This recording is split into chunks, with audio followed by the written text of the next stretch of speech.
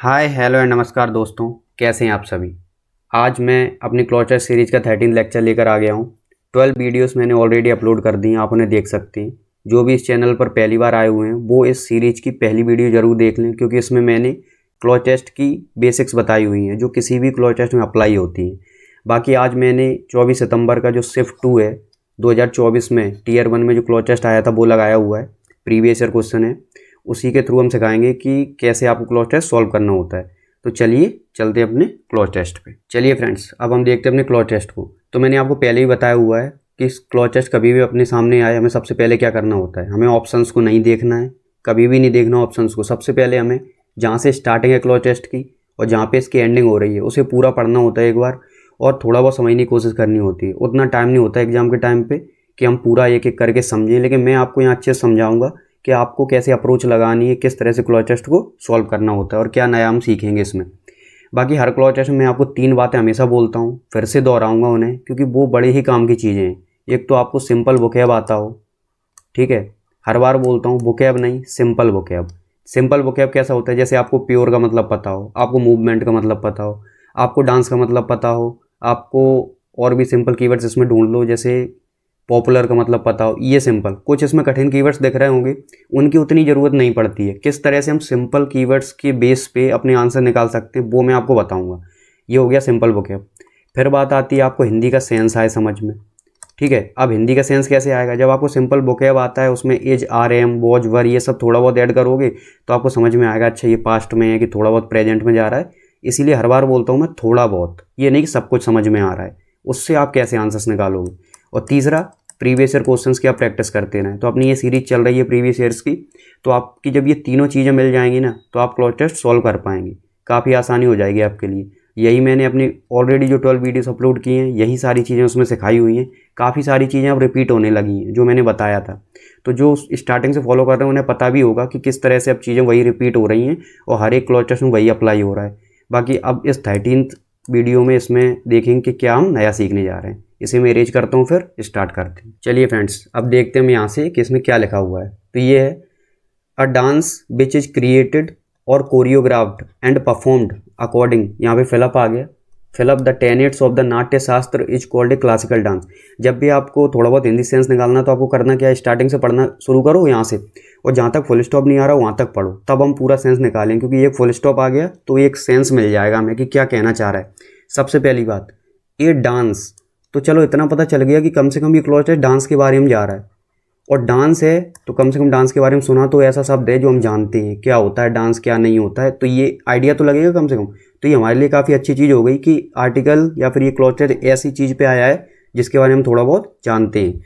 तो dance which is created, create आसान keyword है कि जिसे बनाया जाता है। तो डांस जैसे बनाया जाता है या कोरियोग्राफ किया जाता है, तो आपको पता है जो कोरियोग्राफर होते हैं जो डांस बनाते हैं कि ये स्टेप करना है, जैसे प्रभुदेवा वगैरह है ना, नाम तो सुना होगा प्रभुदेवा का। तो ये जो डांस बनाते हैं कि आपको ये वाली स्टेप करनी है, आपको ये स्टेप इसके बाद करनी है, ये स्टेप इससे पहले करनी है, कितनी स्टेप्स रखनी है, कितनी बार रिपीट करना है, तो वो होता है डांस को कोरियोग्राफ करना, क्रिएट करना, ठीक है। तो ये डांस हो गया। एंड परफॉर्म्ड अकॉर्डिंग, परफॉर्म का मतलब भी पता है कि जब डांस बन गया तो उसे हमें स्टेज पे परफॉर्म भी करना है। अकॉर्डिंग, अकॉर्डिंग का मतलब भी पता है के अनुसार। फिलअप द टेनेट्स, ये कीवर्ड आसान नहीं है, मैं नहीं कहूँगा ये आसान है। Fill up the tenets of the नाट्य शास्त्र, इस ये भी आसान नहीं है। Is called a classical dance, ये आसान है। तो क्लासिकल डांस का नाम तो सुना ही होगा कम से कम, और आपको आइडिया भी लगा है कि क्लासिकल डांसेस क्या होते हैं, जो पुराने समय के डांसेस हैं पहले ये, अब आज के टाइम के मॉडर्न डांसेस हैं जैसे हिप हॉप है, सालसा है और डिस्को वगैरह है, तो ये आज के मॉडर्न डांसेस हो गए, ठीक है। और जो पुराने डांसेस चलते आ रहे हैं, जो चल आज भी रहे हैं लेकिन पहले और भी ज़्यादा उन्हें वैल्यू दी जाती थी, वो हो गए क्लासिकल डांस, क्योंकि पहले सिर्फ यही थे, अब ये मॉडर्न भी आ गए हैं। अब इनमें आते क्या हैं, तो क्लासिकल नाम से ही आपको अगर आगे ना भी पढ़ोगे तब भी याद आएगा कि हाँ क्लासिकल डांसेस में आपको भरतनाट्यम है, कथकली है, कथक है, उड़ीसी और आपका मणिपुरी वगैरह ये सब, तो ये आपके क्लासिकल डांसेस में आ गए। अब आप करोगे क्या, आपने यहाँ तक पढ़ा, आपको कितना समझ में आ रहा है, आप ये सेंस लगाओ, आपको समझ में आया कि डांस जिसे बनाया जाता है, कोरियोग्राफ क्रिएट एक ही चीज़ हो गई, और फिर उसे परफॉर्म किया जाता है किसके अनुसार, टेनेट्स ऑफ नाट्य शास्त्र के अनुसार, उसे हम क्लासिकल डांस कहते हैं। तो आपको ये समझ में आ गया कि यहाँ क्लासिकल डांस के बारे में बताया, पहले आपको समझ में आया डांस के बारे में कुछ कह रहे हैं, आगे चल के पता चल गया कि is called a classical dance, तो उसे हम क्लासिकल डांस कहते हैं। तो जिसे हम कह रहे हैं कुछ वही है मेन हमारा टॉपिक। तो क्लासिकल डांस हमारा ये जो है ये मेन टॉपिक हो गया, और आपको थोड़ा बहुत आइडिया है क्लासिकल डांस का, तो अब आपके लिए ये क्लॉचर्स हो जाएगा थोड़ा सा आसान। अब इसमें लिखा क्या है कि ये जो क्लासिकल डांस है ये कहाँ पे है, नाट्य शास्त्र। आपको समझ में आ रहा है, आपने बुक का नाम सुना होगा धर्मशास्त्र वगैरह, नाट्य शास्त्र, ये सब नहीं भी सुना, लेकिन इससे समझ में आ रहा है ये कोई शास्त्र है। शास्त्र तो सुना होगा, और शास्त्र क्या है, कोई पुस्तक है, कोई किताब है, ये आइडिया लग गया। तो कोई किताब है जिसमें टेनेट्स, मान लो टेनेट्स का मतलब नहीं पता, कोई किताब है जिसमें लिखा हुआ है कि कैसे डांस को क्रिएट करना है, कैसे परफॉर्म करना है, उसके अनुसार बनता है क्लासिकल डांस। और वो कहाँ लिखा हुआ है, नाट्य शास्त्र में। तो एक किताब है जिसका नाम है नाट्य शास्त्र, उसमें लिखा हुआ है डांस कैसे होना चाहिए, क्या स्टेप्स होने चाहिए, किस तरह के कपड़े पहनने हैं, है ना, किस तरह से बिहेव करना है, वो सारी चीज़ें लिखी हैं, तब वो क्लासिकल डांस है। अगर उस बुक में वो चीज़ें नहीं लिखी, उसके अलावा हम कुछ और स्टेप्स कर रहे हैं, कुछ और ड्रेस पहन रहे हैं, तो वो मॉडर्न डांस में आ गया। ये हिप हॉप, सालसा वगैरह ये नाट्य शास्त्र में नहीं लिखा। तो अलग से जो स्टेप्स हम बना रहे हैं, नए जो डांसेस निकाल रहे हैं, वो क्लासिकल डांस का पार्ट इसीलिए नहीं है क्योंकि वो उस हिसाब से स्टेप्स नहीं कर रहे, वो इस हिसाब से ड्रेस नहीं पहन रहे, उस हिसाब से बिहेव नहीं कर रहे, तो वो बन गया मॉडर्न डांस, जिन्होंने अपनी एक अलग ही किताब लिख डाली। तो ये नाट्य शास्त्र में जो लिखा उसके अकॉर्डिंग डांस करेंगे तो वो क्लासिकल डांस। उसमें कौन कौन से आ गए जो हमें पता है, भरतनाट्यम वगैरह ये सब। अब 10 8 का मतलब होता है वैसे फ्रेंड्स, मतलब यहाँ पे होता है प्रिंसिपल, सिद्धांत, नियम। तो ये रूल्स हो गए कि अगर हम क्लासिकल डांस अगर किसी को बनाना है तो नाट्य शास्त्र में जो रूल्स लिखे हैं उनके अनुसार अगर उस डांस को किया जाए, परफॉर्म किया जाए, उसे तैयार किया जाए, तो वो क्लासिकल डांस की श्रेणी में आ जाएगा। अब चलते हैं आगे। अब लिखा हुआ है the two broad fill up of classical dancing. जो क्लासिकल डांसिंग है उसके दो ब्रॉड, अब दो ब्रॉड क्या हैं वो हम आगे देखेंगे, आर दी तांडव एंड लास्य। तो ये तांडव और लास्य क्या है, तांडव के बारे में तो सुना ही होगा आपने, है ना, शिव भगवान से रिलेटेड है, और लास्य किससे, पार्वती जी से। तो तांडव और लास्य, है ना। अब इसमें है क्या कि two broad fill up of classical dancing, हमें नहीं पता यहाँ क्या फिल करना है, अभी मैं ऑप्शंस की बात ही नहीं कर रहा, अभी केवल समझने पे फोकस है कि जो दो ब्रॉड, अगर हम मेनली, ब्रॉड का मतलब क्या होगा, टू मेन, अगर हम मेन पार्ट देखें दो उसके क्लासिकल डांसिंग वो है तांडव और लास्य। अब ये लास्य क्या है, तांडव क्या है, थोड़ा सा आइडिया है कि हाँ चलो तांडव एक चीज़ हो गई जिसमें अग्रेशन वगैरह थोड़ा शो करते हैं, और लास्य उसके कुछ थोड़ा बहुत अपोजिट होगा क्योंकि दो हैं, दो अलग अलग चीज़ें हैं ना मेन। तो एक अगर इसमें अग्रेशन शो करते हैं तांडव में, तो लास्ट में कुछ ऐसा होगा, नम्र बिहेवियर रखते होंगे उसमें, क्योंकि होता क्या है कि अगर तांडव है उसमें हम थोड़ा अग्रेसिव हो रहे हैं, उसमें थोड़ा हम क्रोध दिखा रहे हैं, किसी चीज़ का विनाश हो रहा है, प्रलय आ रही है, ऐसा शो करते हैं ना। तांडव काफ़ी ऐसे होता है कि हम सीरियस होकर उसे देखेंगे, ऐसे नहीं कि मुस्कुराते हुए देख रहे हैं। और लास्ट से क्या हो गया, पार्वती जी से रिलेटेड है, नम्र स्वभाव दिखा रहे होंगे, ये चीज़ें हो गई। अब बात आती है आगे, पावर एंड फोर्स। अब वही आगे दिखा रहे हैं, power and force are typical of the tandav. देखो उन्होंने ऐसा नहीं कि हम यहाँ से आइडिया लगाएं, हमने तांडव और लास्ट से पढ़ लिया, ठीक है, उन्होंने आगे बताया भी है power and force are typical of the tandav, कि जो तांडव है उसमें आपको पावर देखने को मिलेगी, फोर्स देखने को मिलेगा, कि अग्रेशन दिखा रहे हैं, है ना, इंटेंस बिहेवियर दिखा रहे हैं, आंखें बड़ी बड़ी कर ली और काफ़ी तेज़ी के साथ कर रहे हैं। तो ये नहीं कि स्लो मोशन में चल रहा है डांस, वो अलग चीज़ होगी। तो उसमें क्या फोर्स देखेगा, आपको पावर दिखेगी। जबकि grace and delicacy of the lasya, और जो लास्य है उसमें क्या दिखेगा आपको, ग्रेस दिखेगा, डेलिकेसी दिखेगी। अब देखो डेलिकेसी कोई इतना कठिन कीवर्ड नहीं है, यहाँ से आप आइडिया लगा सकते हो। कैसे लगा सकते हो, डेलिकेसी किससे निकला, डेलिकेट से, और डेलिकेट का मतलब होता है नाजुक, है ना, नाजुक होता है, जो आसानी से टूट जाए, बिल्कुल नम्र चीज़, नाजुक, तो उसी से निकला डेलिकेसी। तो जो चीज़, जो डांस बड़ी नाजुकता से किया जाए, नम्रता से किया जाए, जिसमें आपको क्या दया करुणा का भाव दिखे, तो ये हो गया डेलिकेसी। और एंड लगा है तो इसका मतलब ये कीवर्ड जैसा है वैसा ही कीवर्ड ये भी होगा, तो ये पॉजिटिव कीवर्ड है, नम्र व्यवहार स्वभाव। तो ये ग्रेस भी वही होगा, सुंदरता, सुंदर, उससे रिलेटेड। तो ये दोनों एक जैसे शब्द हो गए। अगर आपको ग्रेस का मतलब नहीं भी पता तो यहाँ से आइडिया लग गया कि grace and delicacy of the last. तो लास्ट में क्या है, अगर यहाँ पे थोड़ा तीव्र और क्रोध वगैरह दिख रहा है तो यहाँ पे क्या दिखेगा आपको, नम्रता, अच्छा स्वभाव, थोड़ा आपको करुणा, दया का भाव, ये सब दिखेगा। अब चलते हैं आगे। अब यहाँ से बात आई tandav is fill up with Shiva and lasya with Parvati. तो हमें अगर नहीं भी पता कि लास्य किसके लिए, तांडव किसके लिए, तो तांडव तो चलो सबको पता होगा, तांडव इज फिलअप, फिलअप से हमें अभी कोई मतलब नहीं है। इज विथ शिवा, तो जो तांडव है वो किसके साथ है, शिव भगवान की, और लास्य पार्वती, पार्वती जी के साथ है या उनका डांस है, जो भी आइडिया तो आपको लग रहा है। आगे बढ़ते हैं। Dance which is pure movement is called नृत्य। इस पे देखना जरा, इन्होंने क्या बोला कि डांस, ऐसा dance which is pure movement, जिसमें पूरी तरह से मूवमेंट है, प्योर मूवमेंट है। मैं इसे इरेज करता हूँ पहले। अब ये देखो, dance which is pure movement, ऐसा डांस जो प्योरली मूवमेंट है, इज कॉल्ड नृत्य बोलते हैं उसे। नृत्य मतलब डांस हो रहा है, उसमें मूवमेंट्स हैं, हाथ पैर मूव किए जा रहे हैं, उसमें मूव्स दिखाई जा रही है, स्टेप्स दिखा रहे हैं, उसमें प्योरली मूवमेंट है। ऐसा नहीं कुछ भी आपको पता चल रहा है, कुछ डांस किया ठीक है, आपको अच्छा लगा, हो गया काम।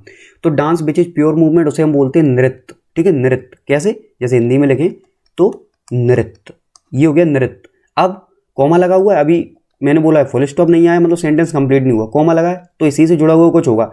एंड डांस विच इज, और ऐसा नृत्य, fill up in nature is called नृत्य। दोनों में डिफरेंस है। नृत्य क्या, नृत्य या यज्ञ आ गए यहाँ ता तकली, तो यहाँ नृत्य और नृत्य डिफरेंस क्या, देखो ऐसा डांस जो केवल प्योर मूवमेंट, उन्होंने साफ लिखा प्योर मूवमेंट।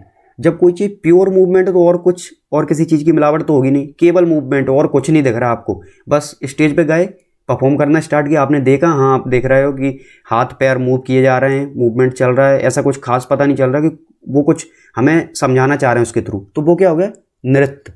अब देखो, and dance which is fill up in nature, और ऐसा डांस जिसकी प्रकृति क्या है, जिसका नेचर क्या है, जैसे ह्यूमन बीइंग है, इंसान है, उसका नेचर क्या है। कुछ लोग हैं हमेशा खुश रहते हैं, कैसी भी स्थिति हो वो उससे कोप अप कर लेते हैं, उन्हें पता है कैसे डील करना है। कुछ ऐसे हैं जो हमेशा दुखी रहते हैं कितनी भी अच्छी स्थिति में हो, कुछ ऐसे हमेशा क्रोध में रहेंगे, कुछ ऐसे हमेशा नम्र स्वभाव रखेंगे, तो वही नेचर है। तो ऐसे नृत्य, fill up in nature is called नृत्य। अब क्या यहाँ फिल करेंगे, उससे पूरा सेंस निकल आएगा। इन्होंने बोला ऐसा डांस जिसमें हमें उसका कुछ नेचर दिखता हो वो नृत्य, समझ गए। तो ऐसा डांस जिसमें केवल मूवमेंट दिख रहा है वो नृत्य, और उसमें कुछ उसका नेचर पता चल रहा है, मतलब वो डांस हमें कुछ शो करना चाह रहा है, उससे हमें कोई आइडिया लग रहा है। क्योंकि कोई इंसान है, उसको देख के आइडिया लग जाता है कि ये क्रोध में है, कि नम्र स्वभाव रखे हुए, कि मुस्कुरा रहा है, खुश है, कि दुखी है, चेहरे से समझ में आ जाता। तो वही तो डांस हमें कुछ बोल नहीं रहा, लेकिन डांस करते टाइम उसके जो मूवमेंट्स हैं, स्टेप्स हैं, उससे समझ में आ रहा है कि हमें कुछ शो करना चाह रहे हैं। जैसे तांडव है, तांडव में क्या होता है, हमें पता चल रहा है कि हाँ प्रलय आ रही है, क्रोध दिखाना चाह रहे हैं, अग्रेशन दिखा रहे हैं, ऐसा है कि सीरियस होकर देखना है आपको, तो वो पता चल जाता है। लास्ट में बहुत हल्के से डांस चल रहा है, काफ़ी नम्र स्वभाव दिखा रहे हैं, तो ये आइडिया लग जाता है। और जिसमें केवल मूवमेंट चल रहा है, कोई डांस है, कोई आइडिया नहीं लग रहा है कि कुछ शो करना चाह रहे हैं, वो आपका नृत्य हो गया। और तो क्लासिकल डांसेस में भी ऐसे डांस हैं जो केवल किसके लिए, मनोरंजन के लिए, या बस आराम से उसे परफॉर्म कर दिया उसके लिए, तो वो ये हो गए। ऐसे डांस जो अपना कल्चर शो करना चाह रहे हैं, कि पता चला उन्होंने ऐसा ड्रेस पहनी हुई है कि वो आपको कल्चर शो करना चाह रहे हैं, कुछ और दिखाना चाह रहे हैं, तो उसके थ्रू क्या हो गया, वो आपका नृत्य में आ गया। बस आप किसी भी डांस को देख के बता सकते हो कि इससे कोई आइडिया लग रहा है, कुछ शो करना चाह रहे हैं, तो वो नृत्य है ये वाला। और अगर सिर्फ मूवमेंट, कोई ऐसा खास आइडिया नहीं लग रहा कि वो कुछ शो करना चाह रहे हैं, तो वो नृत्य हो गया, ये ता वाला। ठीक है, अब चलते हैं आगे। अब यहाँ से पढ़ते हैं, a dancer in the classical tradition. अब इसमें क्या है, क्लासिकल जो डांसेस हैं उसमें अगर कोई डांसर है, has to have years of training. आपको पता है, तो ये क्लासिकल डांसेस बहुत कठिन होते हैं। ये जो हिप हॉप, सालसा वगैरह, ये आसानी से तब भी सीख सकते हो, है ना, क्योंकि इतनी वीडियोस और इतने अच्छे अच्छे कोरियोग्राफर आ गए, वो सिखा देंगे। लेकिन क्लासिकल डांसेस उतने आसान नहीं है। तो has to have years of training, सालों की मेहनत लगती है, ट्रेनिंग लेनी पड़ती है। बिफोर ही और सी, लड़का हो चाहे लड़की हो, उसे क्या करना पड़ेगा, can begin to perform on the stage. अगर स्टेज पे परफॉर्म करना है तो आपको सालों की ट्रेनिंग चाहिए, तब परफॉर्म कर पाओगे। तो ये चीज़ बोल दी इन्होंने, तो इसमें कोई फुल स्टॉप तो आया नहीं, आसानी से हमने पढ़ लिया। आगे बढ़ते हैं, द 4 मेन फिलअप, जो 4 मेन इसके क्लासिकल डांसिंग के हैं ना इंडिया में, वो क्या है, भरतनाट्यम, कथकली, मणिपुरी, कथक। फुल स्टॉप आ गया, यहाँ तक पढ़ेंगे। तो 4 मेन क्या, 4 मेन टाइप हैं, प्रकार हैं, क्या है, आइडिया लगेगा कुछ कि जो 4 मेन कुछ है ना क्लासिकल डांसिंग के इंडिया में, वो ये, तो हम देखेंगे क्या है। और ये नाम भी हमें फेमिलियर है, भरतनाट्यम, कथकली, मणिपुरी, कथक, ये सब। तो ये भरतनाट्यम तमिलनाडु का हो गया, कथकली ये केरल का, मणिपुरी मणिपुर का, कथक यूपी साइड का। तो आगे, Bharatanatyam is the oldest and most popular dance form in India. तो जो भरतनाट्यम है वो सबसे पुराना और सबसे ज़्यादा पॉपुलर है, क्योंकि अगर कोई क्लासिकल डांस पूछे सबसे पहले नाम भरतनाट्यम का आता है ना। और कोई ऐसे ही डांस कर रहा है तो हम बोलते क्या भरतनाट्यम कर रहे हो, तो ये निकलता है सेंस इससे। तो ये क्या है कि भरतनाट्यम जो सबसे पुराना है और सबसे ज़्यादा पॉपुलर भी है।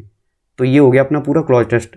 आई होप आपको ये आइडिया लग गया होगा कि क्या चीज़ें समझनी है। अब मैंने आपको एक एक चीज़ अच्छे समझा दी, जब आप पढ़ोगे हो सकता है उतना दिमाग ना लगे जल्दी से, क्योंकि टाइम कम होता है, तो आपको उतने से ही आंसर निकालना है। आपको आइडिया हो गया कि अच्छा पहले हमें समझ में आया डांस से स्टार्ट हुआ, फिर समझ में आया कि मेन टॉपिक तो क्लासिकल डांस है, फिर पता चला कि उसके भी अंदर उन्होंने तांडव और लास्य पे फोकस किया है ना, तांडव ये हो गया, फिर आगे लास्य के बारे में बताया उन्होंने, फिर पता चला कि शिव और पार्वती जी के बारे में भी वर्णन कर दिया, फिर उन्होंने नृत्य और नृत्य के बारे में थोड़ा बताया, ये 4 नाम लिख दिए और यहाँ से हमें अपने आंसर्स निकालने हैं। अब देखें कैसे हमें अपने फिलअप देखने हैं।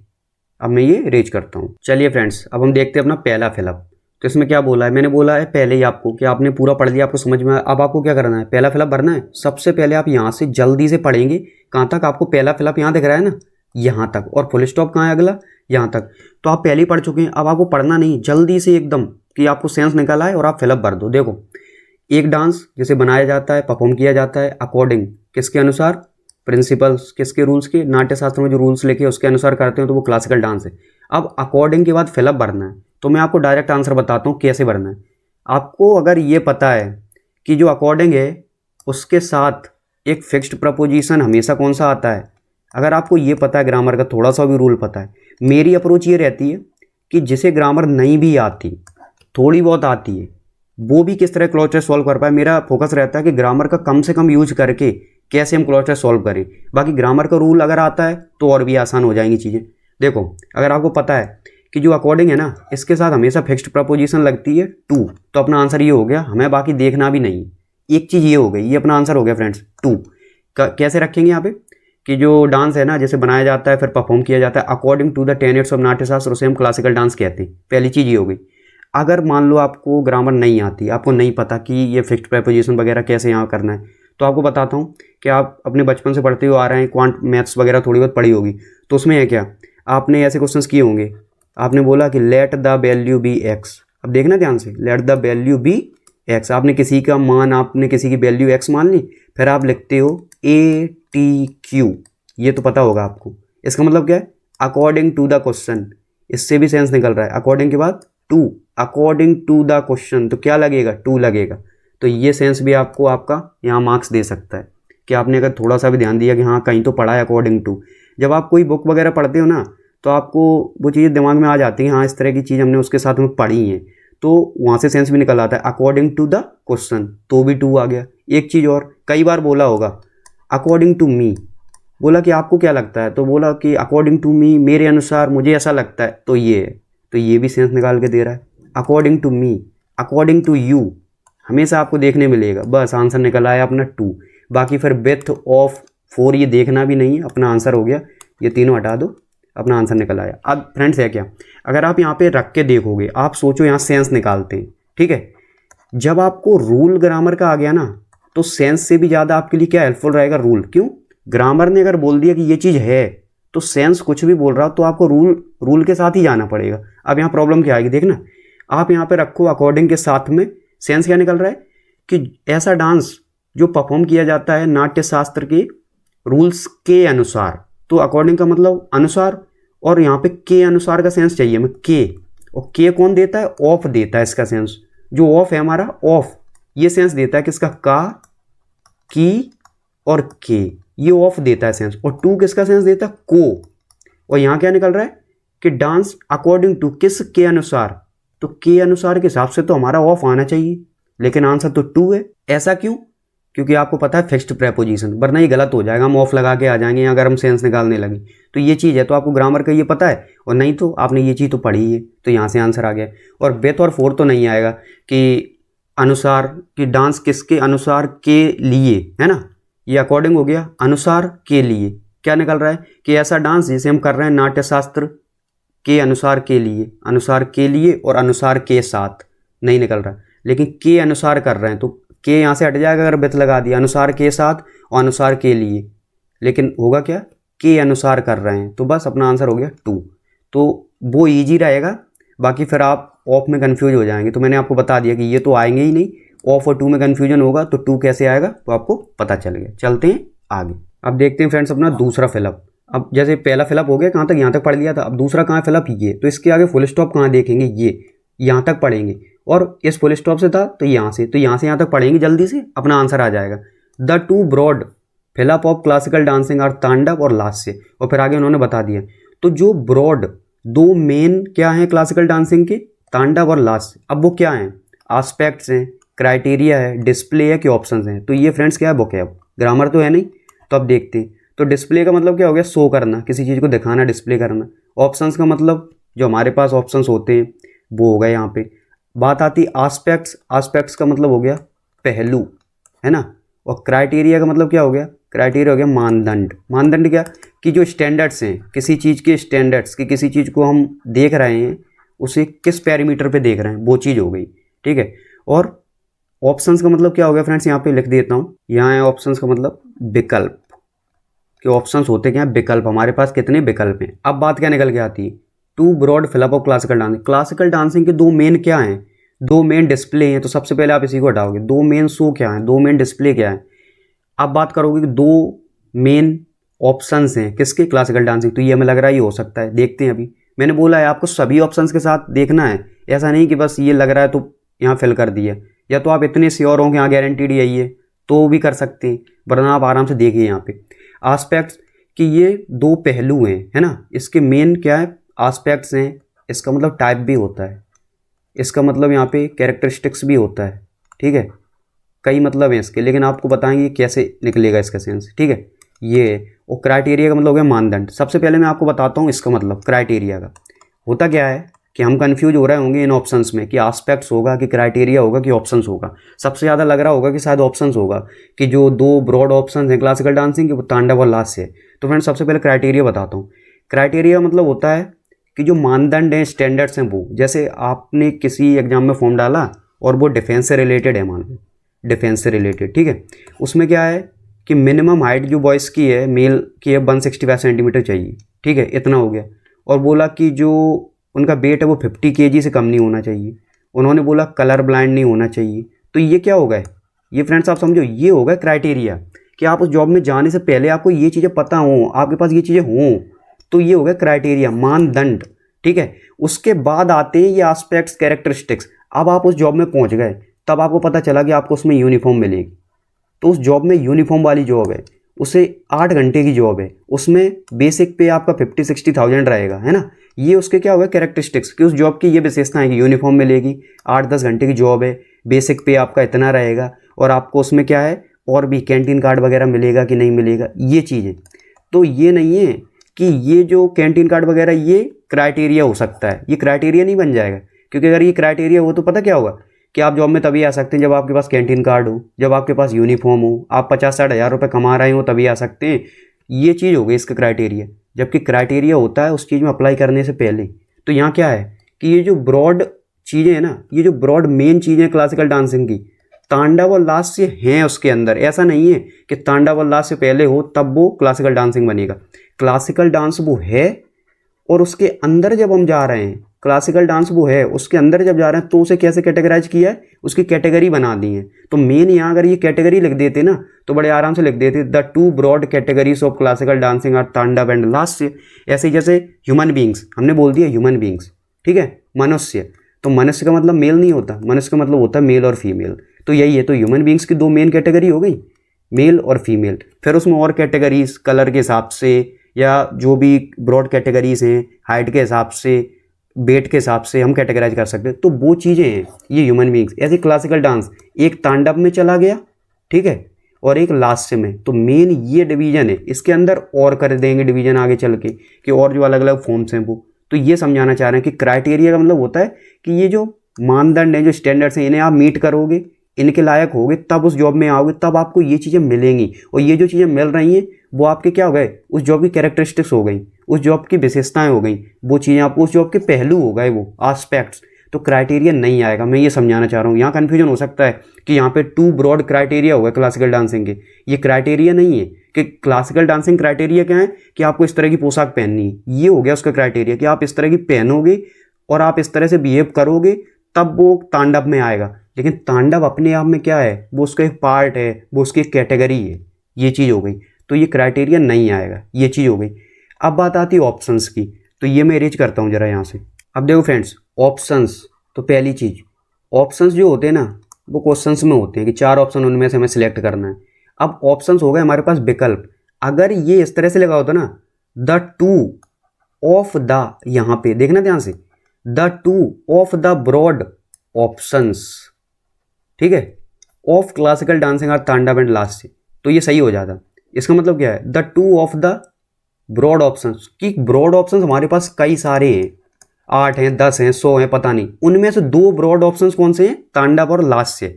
लेकिन यहाँ पे ऐसा नहीं है, यहाँ इन्होंने मेन यही बोला कि हमारे पास 2 ही हैं, वो 2 मेन यही है, ऐसा है। तो यहाँ उन्होंने ऐसा नहीं बोला जैसे आपसे बोला जाता है, आपने कई बार ऐसे सुना होगा, जैसे one of the boys in the class, one of the boys in the class, जैसे मैंने ये लिख दिया, तो इसका मतलब क्या है कि क्लास में बहुत सारे लड़के हैं, उनमें से एक, वन ऑफ द बॉयज, तो यहाँ पे सिलेक्शन हो रहा है। सिलेक्शन कैसे कि टीचर आया, उसने बोला वन ऑफ द बॉयज, कोई भी आ जाए, कोई एक लड़का आ जाए, कुछ काम है, तो वन ऑफ द बॉयज, तो बॉयज तो काफ़ी है क्लास में, उसमें से एक, ऐसे इसमें से देखना। अगर मैं ये लगा दूं ऑफ द, तब बोल रहा हूँ the two of the broad options, और हमेशा प्लूरल लिखना पड़ेगा, क्योंकि सिलेक्शन किस में से होगा, जब चीज़ें एक से ज़्यादा होंगी तब तो सिलेक्ट करेंगे, एक ही हुआ तो उसमें से क्या सिलेक्ट करेंगे, उसी को लेना पड़ेगा। तो यही है, the two of the broad options of classical dancing. और अगर यहाँ ऑप्शंस नहीं होता ना, प्लूरल नहीं होता, तो ये ऑफ द लगाने के बाद भी यहाँ नहीं आता ये, क्योंकि ये प्लूरल नहीं है, सिंगुलर में होता तो काट देते कि ये नहीं आएगा सीधा, लेकिन प्लूरल इस वजह से कैसे बनेगा, the two of the broad option, कि ऑप्शंस तो कई सारे, उनमें से 2 ब्रॉड ऑप्शंस ये है। यहाँ ऐसा तो बोला ही नहीं, ऑफ द तो है ही नहीं, तो ये आएगा ही नहीं, ये नहीं आएगा, बचा क्या, अपना एस्पेक्ट्स बचा, पहलू। और अगर फ्रेंड्स आपको इसका मतलब पता है कि एस्पेक्ट्स का मतलब पहलू होता है, इसका मतलब होता है कि कैरेक्टरिस्टिक्स, विशेषताएं, कि जो 2 ब्रॉड मेन टाइप है, इसका सिंपल सा आपको पता है कि टाइप होता है, इसका मतलब प्रकार, सीधा आप टिक करते हो और आगे बढ़ जाते हैं कि ये है, और आपको पता है डिस्प्ले होगा नहीं, ऑप्शंस बहुत सारे हैं नहीं जिनमें से हमें सिलेक्ट करना है, क्राइटेरिया अलग चीज़ होती है। तो अपना ये हो गया आंसर, एस्पेक्ट्स। आई होप आपको ये समझ में आ गया होगा। चलते हैं अगले ऑप्शन पे। तो ये फ्रेंड्स अपना तीसरा फिलअप, अब हमने कहाँ तक पढ़ लिया था, यहाँ तक हो गया था। तीसरा फिलअप ये अपना, अब हम यहाँ से देखें कि इसके आगे फुल स्टॉप कहाँ आ रहा है, ये आ रहा है, तो हम यहाँ तक पढ़ेंगे। लेकिन हमने सेकंड के लिए कहाँ तक पढ़ा था, यहाँ तक, तो अब हम यहाँ से पढ़ेंगे, ठीक है। यहाँ से यहाँ तक पढ़ते हैं, हमें अपना जल्दी से मिल जाएगा आंसर, कि पावर और फोर्स आर टिपिकल ऑफ तांडव, मतलब तांडव किससे रिलेटेड है, पावर और फोर्स से, और ग्रेस और डेलिकेसी लास्ट से में, और यहाँ कोई फिलअप मिला नहीं, फुल स्टॉप आ गया, तो इससे केवल आइडिया लेना है, हमें आगे बढ़ना है, क्योंकि हमारा जो फिलअप है वो यहाँ है और फुल स्टॉप 2 हमें यहाँ मिल रहे हैं, तो हमें अपना आंसर मिल जाएगा। तांडव is fill up with Shiva and lasya से विथ पार्वती। तो क्या लिखा हुआ है कि तांडव किसके साथ है, शिव भगवान के, और लास्ट से पार्वती जी के। तो देखो, इन्फॉर्म्ड है, रेनोवेट है, एसोसिएटेड है, फ्लरिश्ड है। मुझे नहीं लगता मुझे बताना भी पड़ेगा, अपना आंसर ये है, देखना भी नहीं है इन्हें। क्यों, तांडव किसके साथ है, एसोसिएट का मतलब जुड़ना, तांडव किससे जुड़ा हुआ है, तांडव किससे जुड़ा हुआ है, एसोसिएट। एसोसिएट का मतलब पता है, जैसे एसोसिएशंस होती हैं, लोग जुड़ गए एक साथ आके, तो एक उन्होंने एसोसिएशन बना लिया, वही है। तो जुड़ना, तांडव किससे एसोसिएटेड है, शिव भगवान से, और लास्ट से विथ पार्वती जी के साथ। अब इन्फॉर्म्ड, तांडव किसे सूचना दे रहा है, शिव भगवान को। तांडव रिन्यू, रेनोवेट का मतलब रिन्यू, चीज़ को नया करना, ये कहाँ से आ गया रेनोवेट करना। फ्लरिश मतलब फलना फूलना, तांडव फल फूल रहा है शिव भगवान के साथ, लास्ट से पार्वती जी के साथ फल फूल रहा है। तो ये थोड़ा सा लग भी सकता है कि हाँ फलना फूलना आगे बढ़ना, लेकिन आपको पता है तांडव किसका है, किससे जुड़ा हुआ है, इससे, यहाँ से भगवान से, तो एसोसिएटेड। और ये फलना फूलना ये तो आएगा नहीं यहाँ पे, ठीक है। तो ये सब एलिमिनेट करके आंसर क्या आ गया अपना, एसोसिएटेड, डायरेक्ट आंसर निकलेगा।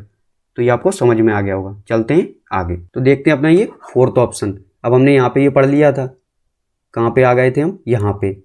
अब हम देखते हैं अपना यहाँ से पढ़ेंगे, लेकिन अपना 4th यहाँ है, इसके आगे फुल स्टॉप ये रहा, अपने को इतने में आंसर मिल जाएगा। ये हटाता हूँ मैं, यहाँ से लेके यहाँ तक अपने को अपना आंसर मिल जाएगा। देखो, डांस जो प्योर मूवमेंट है उसे हम नृत्य बोलते हैं, और dance which is fill up in nature वो नृत्य है। अब वो नेचर में कैसा, वो नेचर में इंटरप्रेटेटिव, नेचर में कमोडियस, नेचर में हैप्पीजार्ड, और नेचर में वेजिटेटिव। अब ये फ्रेंड्स फिर से वोकैब है, ठीक है। आप सेंस समझ के आए हैं, मैंने बताया कि ऐसा डांस जिसमें सिर्फ प्योर मूवमेंट है वो नृत्य है। ऐसा डांस जो हमें कोई आइडिया दे, कुछ शो करे, है ना, उसके डांस से हमें कुछ पता चले, बोल नहीं रहा वो, लेकिन डांस से समझ में आ रहा है, तो वो नेचर पता चले, तो वो नृत्य है। अब हैप्पीजार्ड, आपको इनका मतलब पता हो, आसान होगा। कीवर्ड उतने कठिन भी नहीं है, उतने आसान भी नहीं है, बीच में रख सकते हैं। जैसे हैप्पीजार्ड हम बोलते हैं, हैप्पीजार्ड मैनर, हैप्पीजार्ड मैनर मतलब अस्त व्यस्त, बेतरतीब, है ना, अस्त व्यस्त हैप्पीजार्ड।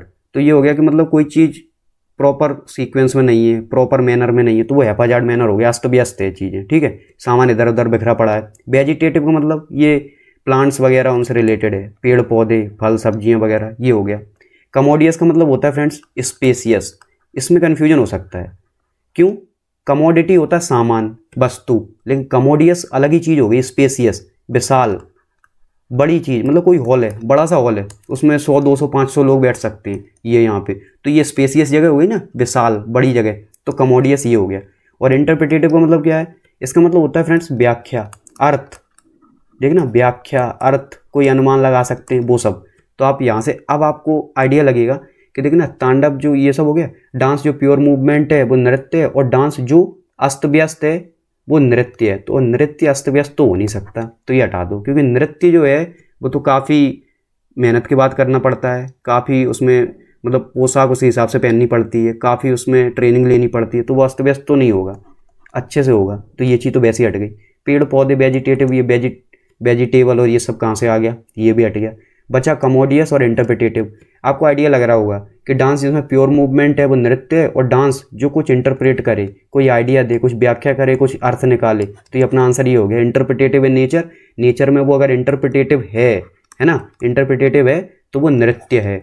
और कमोडियस विशाल, स्पेसियस। तो अगर इसका मतलब नहीं भी पता तो भी पहला क्या दिमाग में आएगा कि हाँ कोई इंटरप्रिटेशन, ये शब्द हमने सुना है, कमोडियस से पहले इंटरप्रिटेशन सुना होगा, तो ये आ जाएगा अपना इंटरप्रिटेटिव इन नेचर, अपना ये आंसर हो गया।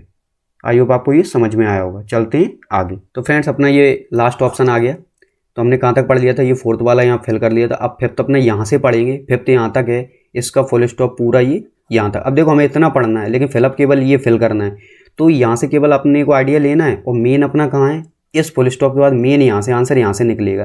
तो जल्दी से देगा, डांसर जो क्लासिकल ट्रेडिशन के होते हैं उन्हें ट्रेनिंग लेनी पड़ती है, और फिर वो परफॉर्म करती है। हो गया, आगे बढ़ती। जो 4 main fill up of classical dancing है वो क्या है इंडिया में? भरतनाट्यम, कथकली, मणिपुरी, कथक, और फिर भरतनाट्यम ओल्डेस्ट है, और ये सब है। अब क्या है, जो 4 मेन टर्मिनोलॉजीज हैं, फंक्शंस हैं, स्कूल्स हैं, कैरेक्टर्स हैं, ये भी फ्रेंड्स बुकैब है, ग्रामर तो है नहीं। तो देखते हैं क्या टर्मिनोलॉजीज क्या होती हैं। कोई टर्म, शब्द, उसका क्या मतलब, वो हो गया। फंक्शंस क्या होते हैं, जो भी फंक्शंस हैं उसके क्या रोल्स हैं उसके, किसी भी चीज़ के, वो हो गई। स्कूल तो स्कूल ही है। और कैरेक्टर्स जो उसमें प्ले करते हैं, जैसे डांस कौन कौन कर रहा है, जैसे बात आ गई कथक की बात आए तो बिरजू महाराज का नाम सुना होगा, है ना। तो ये जो कैरेक्टर्स हो गए उस डांस के, तो ये उनकी बात हो रही। अब आप देखना, 4 main fill up of classical dancing in India are, और इन्होंने अच्छी बात क्या कही, ये भी बता दी, भरतनाट्यम, कथकली, मणिपुरी, कथक। तो ये कोई लोगों के नाम तो है नहीं कि वो कैरेक्टर्स हों, ये तो उन डांस फॉर्म के नाम है, उसी को बता रहे हैं। तो वो 4 क्या होंगे, तो कैरेक्टर्स तो होंगे नहीं, सबसे पहले इसे हटाएंगे हम, ठीक है। दूसरी बात, ये तो डांस के नाम लिखे हुए हैं, फंक्शंस तो वो है नहीं, ये हटाएंगे हम। अब बात आती है स्कूल्स की, टर्मिनोलॉजीज़ की। तो फ्रेंड्स हम क्या करेंगे, हम इसे हटाएंगे और अपना आंसर हम इसे टिक लगा देंगे, क्योंकि ये 4 टर्मिनोलॉजीज़ है ना, क्लासिकल डांसिंग की, भरतनाट्यम, कथकली, मणिपुरी, और ये आ गया आसानी से। लेकिन फ्रेंड्स ये हो गया अपना गलत, क्योंकि ये टर्मिनोलॉजीज़ आपको तो लग रहा है यहाँ से कि 4 मेन क्लासिकल डांस के नाम ही तो लिख दिए, ये टर्म्स ही तो हैं, कथकली, भरतनाट्यम, मणिपुरी और कथक, और 4 नाम लिख दिए और नाम ही तो पूछा टर्मिनोलॉजीज, ये हो गया। लेकिन फ्रेंड्स ये हो गया अपना गलत। अब सही क्या है, तो सही है फ्रेंड्स अपना ये स्कूल, और ये अपना गलत। क्यों? क्योंकि जब मैं बात कर रहा हूँ ना कथक की और कथकली इन सभी की, तो ये सिर्फ अपने आप में डांस फॉर्म्स नहीं है, उससे भी बड़ी चीज़ है, क्योंकि प्राचीन समय से चले आ रहे हैं, है ना। और इसके ऊपर जो ग्रंथ लिखे हुए हैं, जैसे नाट्यशास्त्र वगैरह, ये सब इनके बारे में यहाँ ये बात की गई है। तो ये अपने आप में क्या है, पूरा का पूरा ये स्कूल है, समझे, पूरा का पूरा स्कूल है। मतलब अगर कोई व्यक्ति किसी एक डांस फॉर्म में चला गया तो वो उससे बाहर नहीं निकलेगा। ऐसा नहीं कि वो इसे भी सीख ले, वो इसे भी सीख ले, वो इसे भी सीख ले और इसे भी सीख ले, नहीं। कोई भी व्यक्ति है वो अगर जाना जाएगा तो एक डांस फॉर्म के लिए, कोई है जो 2-2 के लिए जाने जा रहे हैं, उसमें है क्या, उनका पहला जो डांस है या होगा उसके लिए वो ज़्यादा जाने जाते हैं, दूसरा पार्ट टाइम जॉब की तरह है कि हाँ करते हैं, ऐसा है। तो वही बात हो गई। अब इसमें है क्या, स्कूल्स का मतलब ये निकल के आता है कि वो अगर उसमें हैं तो वो उसकी गहराई तक गए उस डांस के, उन्होंने उन चीज़ों को सीखा, वो पूरा एक स्कूल है। जैसे अगर गांधी जी के विचारों से कोई प्रभावित है तो वो केवल गांधीयन है, ऐसा नहीं है कि वो गांधी जी को भी मानता है, गांधीयन है, और वो मार्क्स को भी मानता है तो मार्क्सिस्ट है, ऐसा नहीं है। किसी एक का होगा वो, है ना, या गांधीयन होगा या मार्क्सिस्ट होगा। तो वही बात हो गई कि कार्ल मार्क्स को मानता है तो मार्क्सिस्ट, गांधी जी को मानता है तो गांधीयन। तो पूछा जाएगा कि आप किस स्कूल से हो, तो आप बोलोगे कि गांधीयन स्कूल ऑफ थॉट, है ना। कैसे बोलोगे कि गांधीयन स्कूल ऑफ थॉट से हैं। और ये मैं जो इतना बता रहा हूँ ना, जैसे ये गांधीयन स्कूल ऑफ थॉट ये हो गया, है ना, ये जो इतना बता रहा हूँ, इतना बताने की जरूरत भी नहीं है इसमें। कैसे, अगर आपने आर्ट एंड कल्चर थोड़ा भी पढ़ा होगा, आर्ट एंड कल्चर ये एसएससी के लिए आप तैयारी कर रहे हो तो उसमें आपने ये स्कूल सुने होंगे कि एक ये डांस का स्कूल ये हो गया, एक ये स्कूल हो गया, ये अलग अलग स्कूल्स हैं। आप जैसे मानते हो वो कुछ लोग फेमिनिस्ट हैं, तो ये जो फेमिनिस्ट है ये इनका एक स्कूल ऑफ थॉट हो गया कि जो महिलाओं के लिए उनके समर्थन में बात करते हैं, उनके अगेंस्ट कोई अगर आवाज़ उठा रहा है तो फिर वो उसके अगेंस्ट बात करते हैं कि मान लो वो महिलाओं के फेवर में बात कर रहे हैं कि उन्हें ये अधिकार मिलने चाहिए सब, तो वो फेमिनिस्ट हो गए। ये चीज़ें हैं। तो आप किस स्कूल ऑफ थॉट से हैं, गांधीयन है कि मार्क्सिस्ट हैं कि फेमिनिस्ट हैं, ये चीज़ होती है।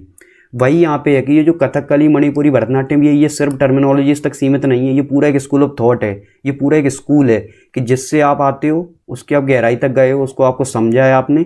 और मान लो इंडिया में बैठे, इंडिया में भरतनाट्यम चल रहा है, हो सकता है यूएसए में चल रहा हो, वहाँ भी अपने इंडियंस पहुँच गए, वहाँ चल रहा है, तो वहाँ जो लोग सीख रहे हैं ना और इंडिया में जो सीख रहे हैं वो कभी नहीं मिले, लेकिन वो जब मिलेंगे उनके जो व्यूज़ हैं, उनके जो आइडियाज़ हैं ना वो सेम निकलेंगे, क्योंकि सेम लोगों से उनके व्यूज़ लिए उन्होंने इन्हें सिखाया, उन्होंने सेम किताबों से पढ़ा है और उसी माहौल में रहें तो उनके जो आइडियाज़ हैं सेम निकलेंगे। वो चीज़ है, तो वो क्या कहेंगे आगे चल के हम सेम स्कूल से पढ़ें, तो सेम स्कूल ऑफ थॉट हो गया उनका। ऐसे ही है, तो ये आंसर है इसका, स्कूल। ये कभी भी आएगा, ये इसी तरह से आएगा कि चार ये स्कूल हैं, ये भरतनाट्यम, कथकली, मणिपुरी, कथक, ये सिर्फ टर्मिनोलॉजीज नहीं है, टर्मिनोलॉजीज हो गए शब्द। और ये इतनी बड़ी चीज़ को हम केवल शब्द में सीमित नहीं कर सकते कि बस ये तो नाम है कथकली, मणिपुरी, उससे ज़्यादा कुछ नहीं, ये केवल एक बुक है, हम ऐसे बोल रहे हैं, इनका मतलब है केवल बस कि ये डांस है और कुछ नहीं, ऐसा नहीं है। ये अपने आप में एक स्कूल है। जैसे हिप हॉप वगैरह, ये भी एक स्कूल है कि अगर आप हिप हॉप करते हैं तो कोई डांसर हिप हॉप के लिए जाना जाता है, कोई सालसा के लिए, कोई डिस्को के लिए, तो ये अलग अलग स्कूल हो गए। ऐसा नहीं है कि एक ही डांसर सब डांस करता है। माइकल जैक्सन है, उसका अपना डांस है, वो उसके लिए जाना जाता है, तो ये चीज़ हो गई। तो आई होप अब आपको ये सब समझ में आ गया हो कैसे ये फिल किया जाएगा यहाँ पे। तो फ्रेंड्स चलिए मिलते हैं अगली वीडियो में, तब तक के लिए पढ़ाई करते रहें, मुस्कुराते रहें। धन्यवाद।